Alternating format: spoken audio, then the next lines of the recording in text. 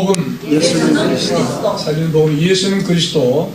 갈라디아서 예수 그리스도 18번째로 사도 바울과의 과거 뜨거운 사랑이라는 말씀을 증거하겠습니다. 우리 모든 믿는 사람들이라고 하면 사도 바울의 놀라운 그 선교 행적을 선망하지 아니할 수가 없습니다.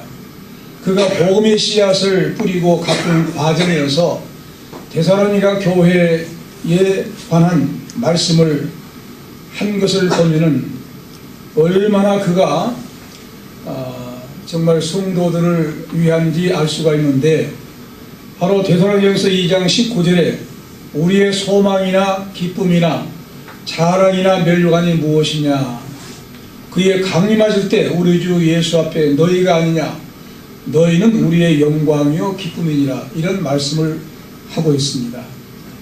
오직 사도 바울에게는 사랑하는 그가 복음을 뿌리고 그리고 자란 성도들이 그의 멸류관이고 기쁨이요 자랑이라는 거예요. 그만큼 그의 모든 삶의 목적이 성도들에게 쏟고 있는 사실을 볼 수가 있습니다. 그래서 사도행전 20장 24절 나의 달려갈 길과 주 예수께 받은 사명 곧 하나님의 은혜의 복음 증가하는 일을 마치려 하면은 나의 생명을 조금 더 귀한 것을 여기지 아니한다는 고백을 하고 있습니다. 사도 바울은 이렇게 자기 생명을 사명감 있게 감당한 이 선교 사역을 위해서 생명을 조금 더 귀한 것을 여기지 한다고 한 만큼 생명을 건 선교 사역을 감당한 사도 바울입니다. 그러므로 왜 예수님께서 담에색 도상에 예수 믿는 크리스찬들을 다 잡아다가 그가 율법사입니다. 예루살렘 공의로부터 사법 행정권을, 종교 사법권을 가지고 잡아다가 예루살렘에 와서 죽이려고 하는 그 목적을 가지고 담에색 도상에서 예수님께서 갑자기 나타나셔서 사울아 사울아 왜 내가 나를 핍박하느냐, 주여 누십니까? 나는 내가 핍박한 예수로다 하면서 급전 놀라운 변화시킨, 놀라운 역사가 일어나게 한 이유를 우리가 짐작할 수가 있습니다. 그만큼 존귀하게 들어쓰시기 위한 인물이기 때문에 그를 극적으로 변화시킨 놀라운 사건을 우리가 알고 있습니다. 그런 변화된 사도 바울이 어떤 마음으로 복음을 증거하겠습니까? 생명을 걸 수밖에 없죠. 뜨거운 심정으로 그리스도의 사랑의 폭탄을 가지고 증거한 사도 바울의 삶이 바로 갈라디아 교회 지방에 복음을 뿌릴 때에 그런 놀라운 사랑에 충만한 애정을 가지고 그리고 뿌리고 성장하고 그래서 열매를 갖게 된 것입니다.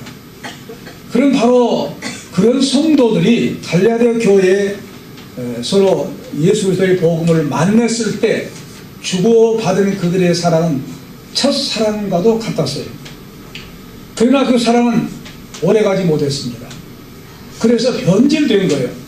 그래서 바로 너희도 나와 같이 되기를 구한다고 사도 바울이 12절에 합니다. 같이 다시 한번 12절 읽어보겠습니다. 형제들아 내가 너희와 같이 되었은즉 너희도 나와 같이 되기를 구하노라. 너희가 나를 해롭게 하지 아니하였느니라. 이 어문을 제가 다시 번역하면 형제들아 내가 당신들에게 간청합니다.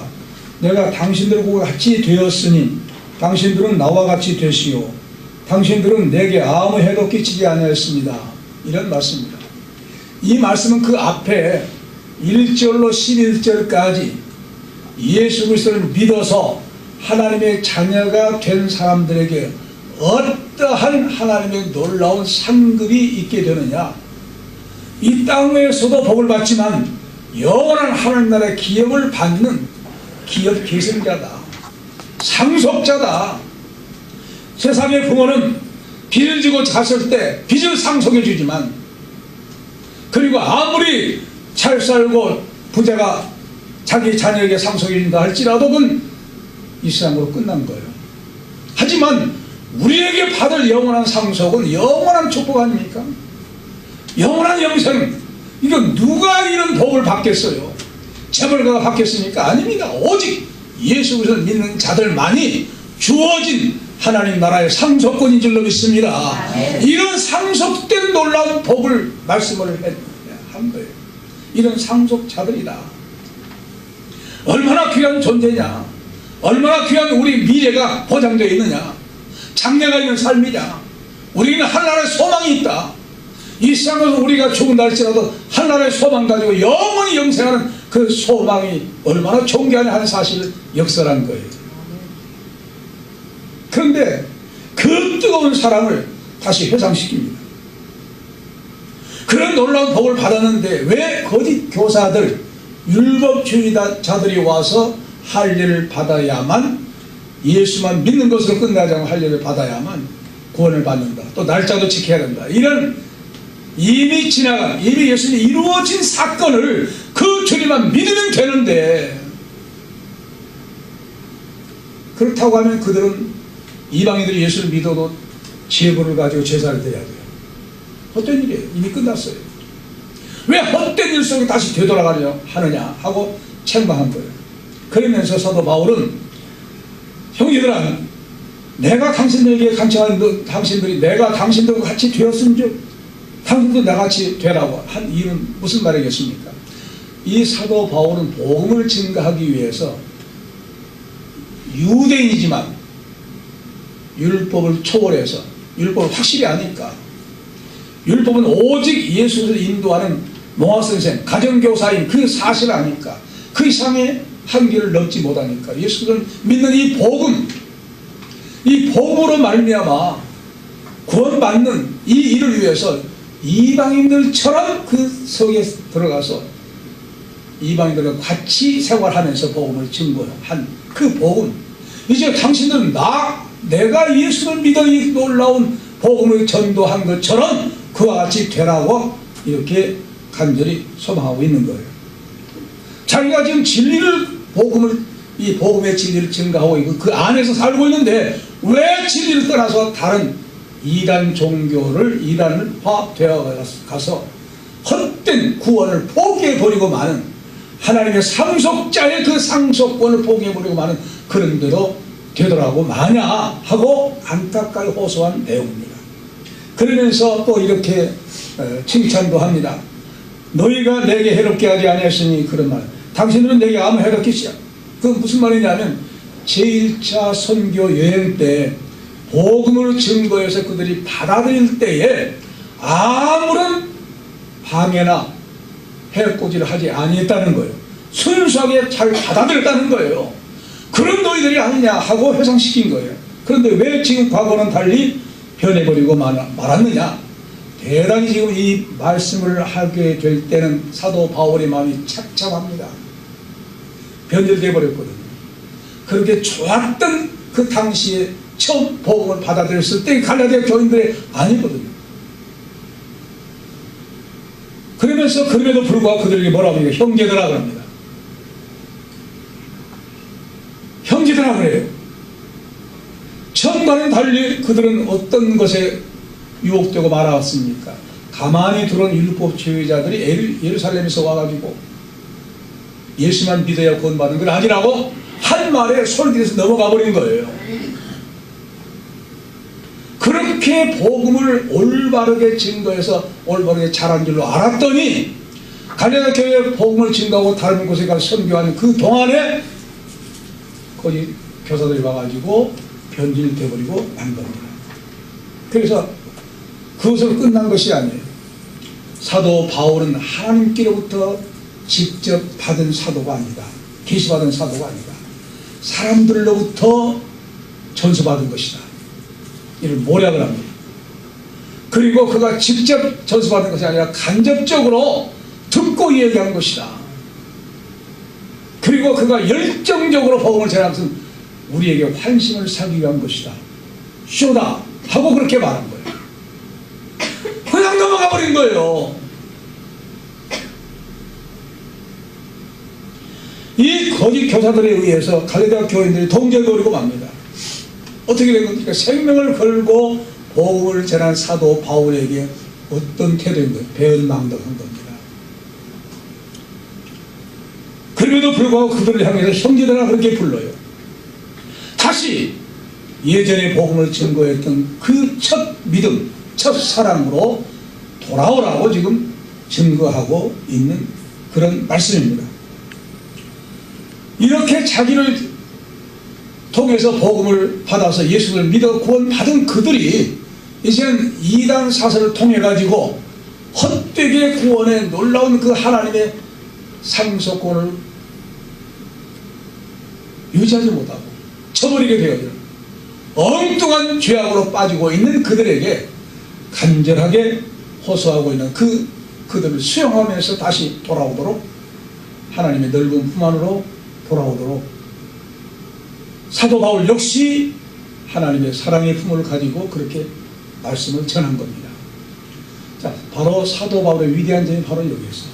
자기의 중상모략한 교인들, 떠나버린 교인들입니다. 그럼에도 불구하고 다시 돌아오도록 품은 거예요. 이런 사실을 통해서 우리에게 무엇을 교훈한 것입니까? 모름지기 자기 자신, 우리 자신을 비판하고 모략 중상한다 할지라도 하나님의 넓은 사랑으로 포용해서 올바른 길로 가도록 기도하라는 사명을 우리에게 주신 줄로 믿습니다. 아멘. 사도 바울은 이어서 어떤 상황을 회상하고 있습니까? 극진히 영접한 사실을 회상하는 사도 바울입니다. 13절 14절 읽읍시다. 내가 처음에 육체의 약함을 인하여 너에게 복음을 전한 것을 너희가 아는 바라. 너희를 시험하는 것이 내 육체에 있으되 이것을 너희가 없인 여기지도 아니하며 버리지도 아니하고 오직 나를 하나님의 천사와 같이 또는 그리스도 예수와 같이 영접하였도다. 아멘. 이 원문을 다시 번역하면 13절, 더욱이 당신들은 육체의 질병 가운데서 내가 처음에 당신들에게 복음을 전하는 것을 알았습니다. 14절, 또한 당신들은 나의 육체 안에 있는 나의 시험거리를 멸시하거나 거절하지 아니하였고 오히려 나를 하나님의 천사와 같이 예수 그리스도와 같이 영접하였습니다. 그런 말씀입니다. 바로 사도 바울은 갈라디아 교인들에게 복음을 증거할 때 대단히 호의적으로 대해줬다는 거예요. 잘 받아들였다는 거예요. 왜 어떤 상황을 잘 받아들였는지, 자기는 육체의 질병을 가지고 있다는 거예요. 여러분, 지금 많이 개선됐습니다만은 아픈 사람을 뭐라고 합니까? 과거에는 병신 그랬어요. 병든 사람 그랬어요. 지금 뭐라고 합니까? 장애일 뿐이다. 많이 달라졌잖아요. 과거에는 병신이라는 그 말대로 무시를 했어요. 우리 사회에서 그랬어요. 하등에 그럴 대상이 아닌데, 인격적인 존재인데 아프다고, 좀 뭐 부족하다고 멸시천대한 거예요. 이런 상황을 사도 바울이 지금 그렇게 말합니다. 그러니까 지금부터 2000년 전이니까 더 말할 이유가 없죠. 사도 바울의 질병을 가지고 있으면서 복음을 증거했다는 거예요. 그러니까 얼마든지 당시 상황이라도 사람을 무시해버릴 수 있고 경시할 수 있고, 그럼에도 불구하고 전혀 질병을 가지고 있는 그런 사도 바울이라 할지라도 그렇게 대하지 않고 인격적으로 대해줬다는 거예요. 그걸 지금 칭찬하고 있어요. 얼마든지 그거 가지고 저렇게 못난 사람에게 우리가 뭔 말씀, 좋은 말씀이 나올 수가 있어, 우리 안 들어, 이런 식으로도 얼마든지 차별할 수가 있는 거예요. 근데 그렇지 않았다는 거예요. 그러니까 대단한 어떤 속에 빠진 거, 하나님의 은혜 속에 빠진 것입니다. 근데 여기서 시험거리 질병이라 하는 것은 무엇을 말하느냐? 사도 바울이 있어요. 분명히 고린도후서 12장 7절 사단의 사자를 나에게 주었다고 했어요. 육체의 가시라고 했어요. 어떤 상황 가운데 그런 질병이 있었느냐? 그런데 사도 바울이 생각해 보세요. 당뇨 도상에 예수 믿는 사람들을 잡아 가두려고 갔을 때 그가 나약한 사람 같은 거 그렇게 했겠습니까? 건장했겠죠. 그런데 예수님을 만난 다음에 바꿔진 거예요. 언제 바꿔졌느냐? 바로 이제 고린도후서 12장 4절로 10절에 밝힙니다. 그가 그냥 부르심을 받은 다음에 예루살렘으로 가지 않고 아라비아로 갔다 오죠. 아라비아는 바로 시내산입니다. 지금 사우디아라비아에 있는 그 시내산, 진짜 시내산. 3년 동안 기도했다고요. 기도한 가운데 심스러운 체험을 한 거예요. 말할 수 없는, 자기는 그래, 나무로 이끌려가서 말할 수 없는 말을 들었다. 가히 이룰 수 없는 그 세계를 하나님께서 이제 보여주신 거예요. 지금 같은 이런 상황을 입신이라고 합니다. 그런데 오늘 이 말씀을 바로 내가 몸 밖에 있었는데 몸 안에 있었는데 알지 못하는데 하나님께서 나를 하나님의 세계에 들어가게 해서 체험을 했다. 말씀 나를 들었다. 내가 이런 사람을 자랑하기 위해서 자랑할 수 있으나 약한 것들을 자랑하지 아니하 하면서 만일 내가 자랑하여도 어리석은 자가 되지 아니하면서 내가 참말을 하리라. 그러나 누가 나를 보는 바가 내게 듣는 것 지나치게 생각하고 두려워하여 그만 자랑까지도 두려워하면서 자기 자랑이 될까 봐서 자랑하지 않겠노라 하면서 도둑불 말씀한 것이 어떤 말씀이냐 하면 내가 여러 계시를 받은 것이 지극히 크므로 너무 자고하지 않게 하기 위해 육체의 가시 사탄의 사자를 내게 주셨다고 그랬어요. 그게 하나님이 주신 질병인 거예요.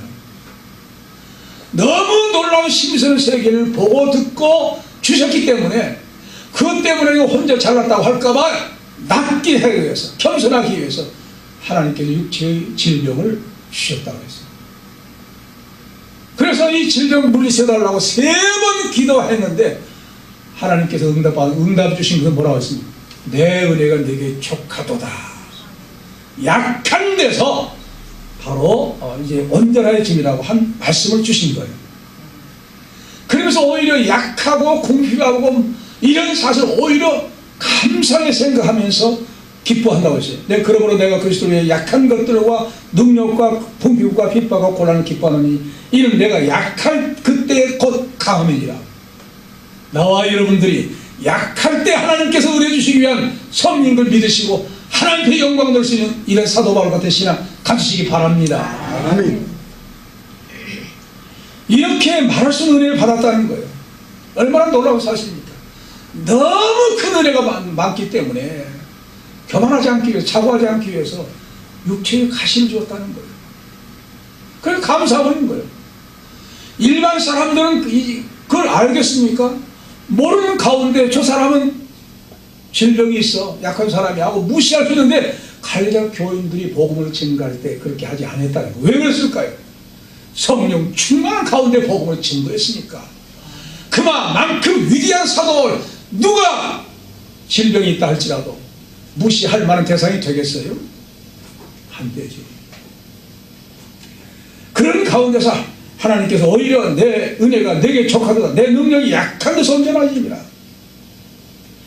이런 사도 바울. 그래서 바로 이 갈릴레아 교인들이 어떻게 되었다고 했습니까? 그건 전혀 의식하지 않고 오히려 하나님이 보낸 천사처럼 대하고 예수 그리스도처럼 영접했다는 거예요. 그러니까 극진한 대우를 받은 거예요. 극진한 사랑을 갈릴레아 교회가 사도 바울에게 베푼 거예요. 언제? 제1차 선교 여행 때 복음을 처음 받아들일 때 그렇게 했다는 거예요. 그런데 어쨌다면 지금은 상황이 바꿔졌다는 거예요. 그 첫사랑 그렇게 위대한 하나님의 종이요 능력의 종이요 우리는 당신 복음을 통해서 우리가 예수를 믿었으니까 천상 영원토록 은혜 있지 않겠습니다 라고 감사히 생각하면서 천사처럼 예수님처럼 대해줬던 그 사람 어디 가버리고 왜 변질돼버렸냐 이거예요. 그러면서 눈이라도 빼어 주었으리라고 고백을 합니다. 4장 15절 같이 읽읍시다. 시작. 너희의 복이 지금 어디 있느냐? 내가 너희에게 증거하니 너희가 할 수만 있었다면 너희의 눈이라도 빼어 나를 주었으리라. 예, 이 원문을 제가 다시 번역하면 이제 당신들의 행복이 어디 있습니까? 때문에 내가 당신들에게 증거합니다.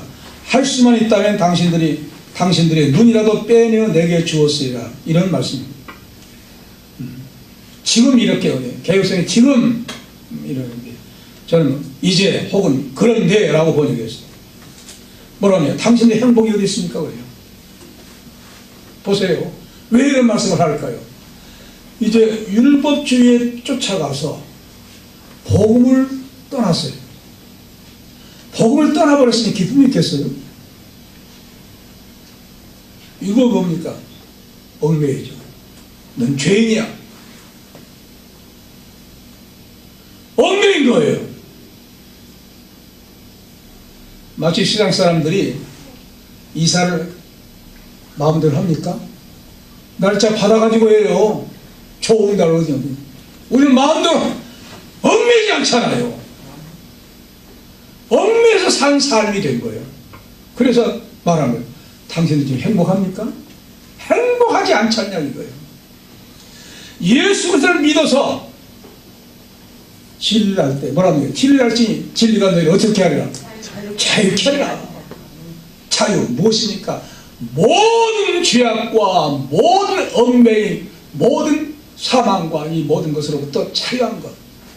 이것이 바로 우리가 믿는 복음의 축복인 줄로 믿습니다. 아멘. 이 자유 누린 그들이에요.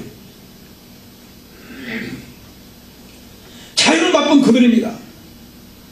예수를 믿어서 행복한 그런 시절이 있었어요. 그런데 지금 당신은 지금 율법주의에 속해가지고 행복합니까? 그렇게 묻는 거예요.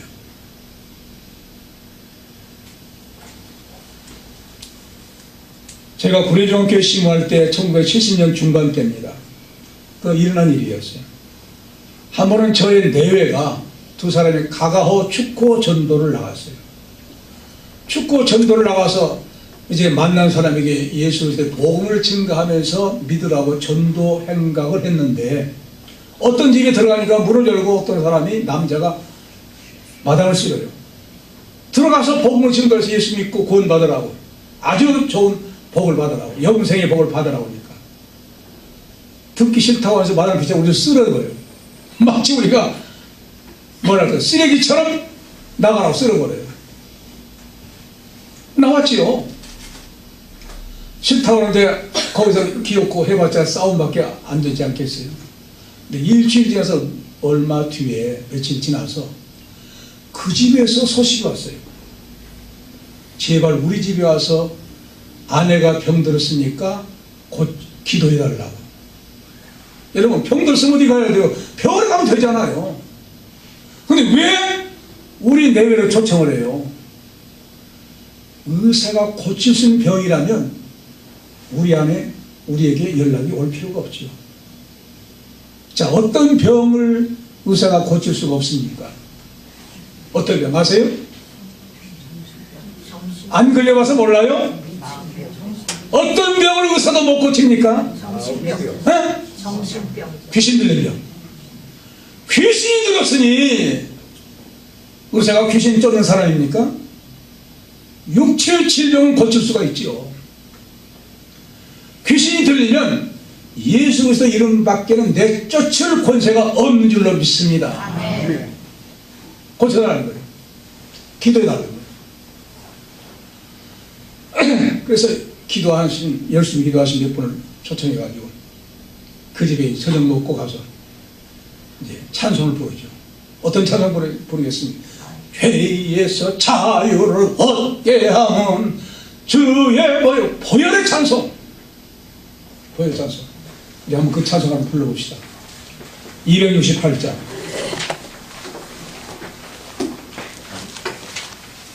1절과 마지막 절.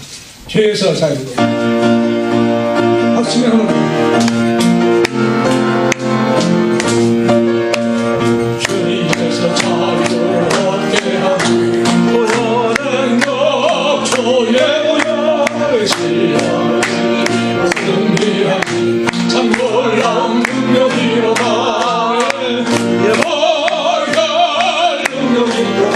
주의 폐는으로 주의 발갈 능력 매우 귀중한 피로 가자. 주의 복음을 전할 때가 보혈의 능력 주의 보혈 날마다 나에게 전수 참 놀라운 능력이로다. 주의 보혈 능력이로다.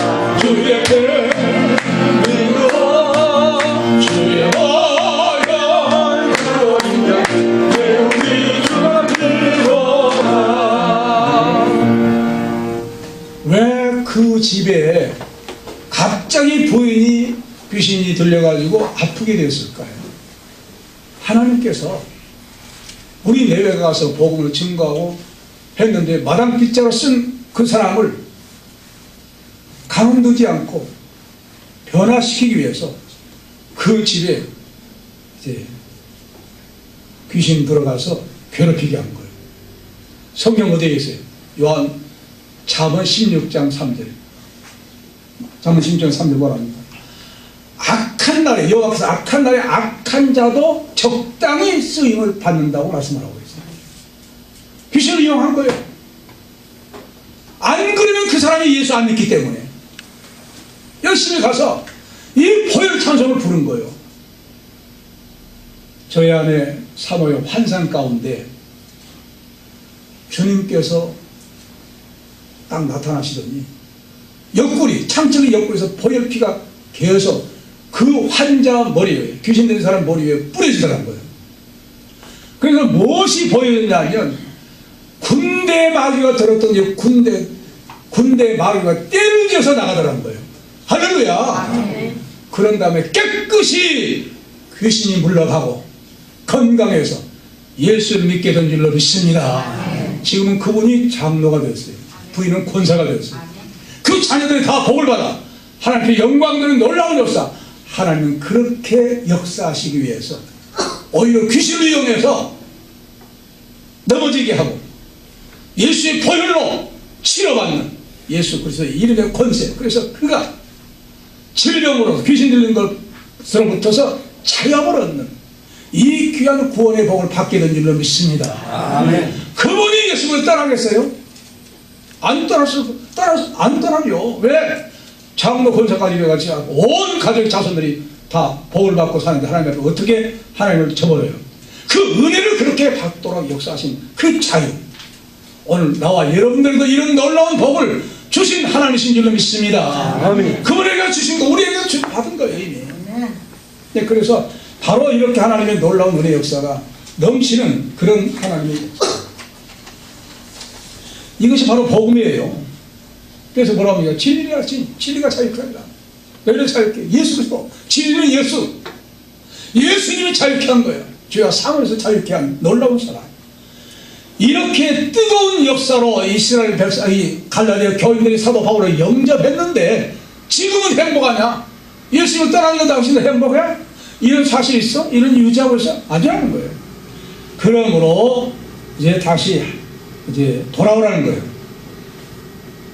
그런데 어떤 상황까지 그들이 사도 바울을 사랑했다는 거죠. 눈이라도 빼어줄 만큼 그들이 사도 바울을 사랑했다는 거예요. 그리고 어떤 사람은 말하기를 사도 바울이 안질이 있었기 때문에 그렇게 됐지 않았느냐. 여러 가지 상상을 해요. 또 다메섹 도상에서 밝은 빛으로 그에게 비쳤기 때문에 그때 눈이 상한 것이 아니라 이렇게 상상도 추측도 합니다. 그러나 그런 것보다는 아까 이미 말씀했잖아요. 하나님이 착오하지 않도록 그에게 주셨다. 어떤 질병인지는 사도 바울이 밝히지 않고 있어요. 모르지만 어쨌든지 하나님의 은혜를 늘 겸손하게 하기 위해서 다른 사람을 위해서는 생각해 보세요. 그냥 수건만 지나가도 병이 물러갔어요. 놀라운 역사가 일어났어요. 사도 바울을 통해서. 근데 자기 자신은 질병 속에 살게 한 거예요. 교만하지 않기 위해서. 이것이 놀라운 차원 높은 세계의 사도 바울의 신앙 상태인 줄로 믿습니다. 아멘. 신앙이 약한 사람은 조금 시험이 오면 아이고 예수 믿어 소용없네 하고 물러가요. 안 나와. 신앙 포기해. 신앙 깊은 사람은 이 정도까지 가는 거예요. 욥 알지? 사도 바울도 그랬다는 거예요. 초월해서 믿어. 내 상황 초월해서 주님을 섬겨. 이것이 바로 우리가 믿어야 할 신앙의 궁극적인 단계인 줄로 믿습니다. 그러므로 뜨거운 그 신앙 어디 갔냐? 이단에 빠지니까 옛 얘기가 돼버린 거예요. 율법에 들어와가지고 그들이 누리고 있는 자유를 뺏어가 버린 거예요. 그러나 오늘 우리들은 이 귀한 복음의 진리를 깨달았으니까 믿고 있으니까 이 귀한 이 복음 진리 늘 안에서 정말로 자유, 행복, 은혜 속에서 하나님 앞에 영광을 위해서 끝까지 믿어 영원한 영생 넘쳐지는 그런 복을 받는 성도 되시기 바랍니다. 아멘. 기도하십니다. 은혜로